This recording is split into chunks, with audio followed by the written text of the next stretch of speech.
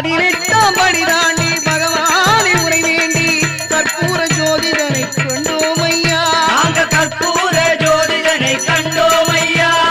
மகர ஜோதியை கண்டு மனமான சரணம் போட்டு மகர ஜோதியை கண்டு மனமான சரணம் போட்டு மணிகண்டா உன் பெருமை அறிந்தோம் ஐயா.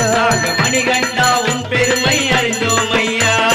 சாமியே சரணம் ஐயப்பா சரணம் சுவாமியே சரணம் சரணம் ஐயா.